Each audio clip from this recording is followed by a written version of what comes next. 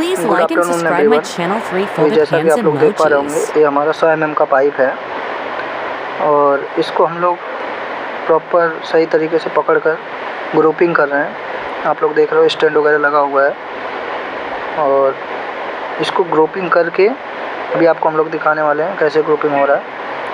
पूरी चीज़ें आपको दिखाएंगे, आप अभी बने रहिए। ये देखिए आपका मशीन लगा हुआ है, यहाँ पे ग्रुपिंग मशीन लगा हुआ है और बन रहा है अभी पाइप को। ये देखिए ग्रुप हो गया। देखिए अब हम इस पाइप को दूसरी साइड से भी ग्रुपिंग करेंगे।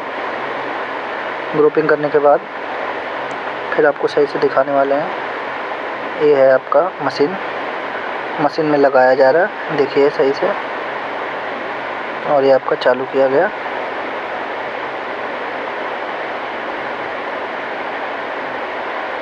वीडियो आगे देखने के लिए धन्यवाद और प्लीज़ लाइक एंड सब्सक्राइब।